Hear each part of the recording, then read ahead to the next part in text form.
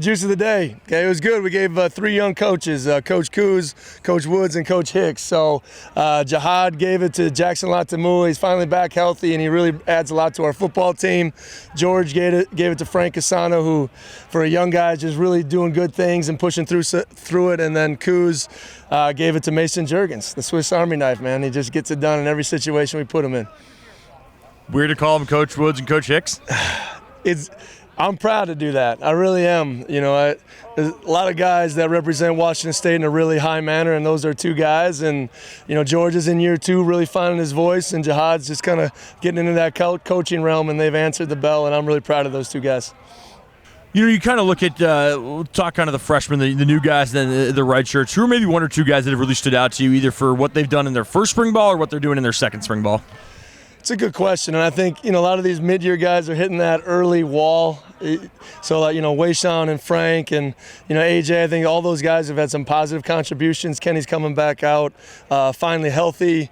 And Noah Dunham really probably stands out as a guy that's really starting to improve now that he's seen it all the way through. Trying to think, Hudson Siedelin's trying to finally put it together. I know he's been here for a little while, but a couple guys like that, they're finally getting some of those reps, and they're taking advantage of it. You were talking about some of the new coaches. I'm curious about that Coach Brown with the cornerbacks. What has he kind of brought to the table with those guys? Well, I just really appreciated his consistency, to be honest. I think he's a really, technician of the game, and I think he holds those guys accountable to it. Yet I think he does a really good job of seeing the big picture. And, he played safety, so he's not just a corner guy. He sees this from a big picture approach and really challenged those guys, and he's got a tough assignment. We got a lot of guys that we got to replace, but Jamori and Ethan and Steve and Warren, those guys have really done a really good job. So I'm really happy with where they're at, and we got to keep adding to that room. What was your connection to him? How did you kind of get him down here? It was more just through Coach Schmed. I mean, they worked together at Eastern Washington. Obviously, AB played up there.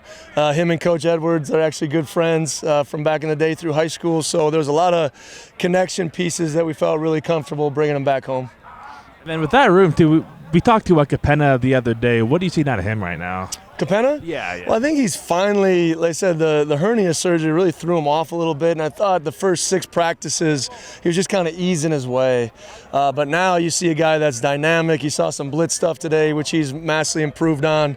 He can cover anybody in the country in the slot, and I think his versatility is exactly what we look for in that position. So excited to see his continued growth, especially after a summer of training. I know obviously the battle quarterback kind of continues. What kind of qualities are you looking for in your starting quarterback come the fall? Really someone that's never going to flinch. I think that's really important. I think both those guys are tremendous leaders, and I think they're really taking a hold of their reps. They're understanding when they're in front of the group, it's audition time. And I think our team's going to rally behind either one of them. But at the end of the day, those guys got to be situational bulletproof, and we did a lot of that stuff today. Second down play hits, sudden changes. We replayed the Apple Cup finish, putting those guys in some tough situations. I think it's really, really important. So we'll continue to evaluate it. But Saturday's scrimmage is going to be a big deal. It's time to start separating. We talked about that a little bit as a team. What are we going to do as an individual, as a unit? But also, what are we doing as a team to separate ourselves from everybody else that's just cruising on the last 5 practices? So that'll be a big day on Saturday. And I know Dean has his Kicking Cancer event at Zeppos tomorrow. What does it mean to you to be a part of something that's greater than football?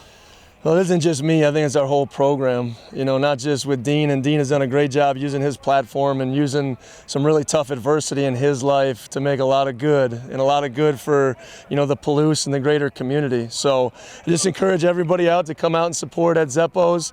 He's got a ton of great auction items, and he donates every dollar to cancer patients in our region. And the passion that it takes to do that, the time invested just with his whole foundation is really special, and really proud of Dean.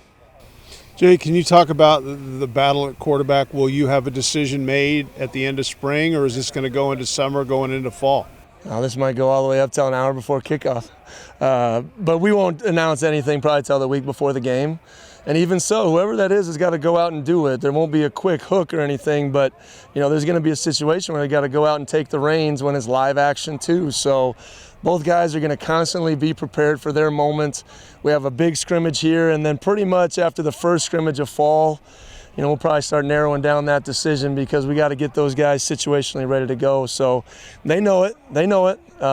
Sometimes I told them you'd see them pressing a little bit, thinking that every rep's that one rep we're going to make a decision on. Sometimes I think that's okay, though. But I think both of those guys are going to be ready, and really proud of what Zevi's come into, and John has really elevated his game. Don't have to say names. Is there a leader in your mind right now? No leader. And I mean that. We're so situationally based. Both guys are playing, with each group, and so part of it is we got to get the first team O-line back in front of these guys, right? So that'll be a work in progress, and there won't be anybody kind of leading coming out of spring. I know you have the scrimmage on Saturday, but let's look past that. What are you hoping to get out of the final week? Are there things you need to do? Are there things you need to improve? Just tell me the final week what your plan is.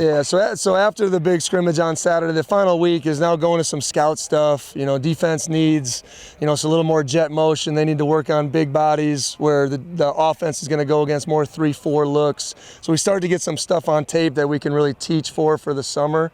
And then obviously spring game, that's the most nervous time of my life, right? Just making sure everyone gets out healthy so we can be prepared for the deal. So, but we got to advance our football team. We're not good enough not to continue to take steps. So next week will be about maturity and going out there and attacking the work. All right, thank you guys. Go Cougs!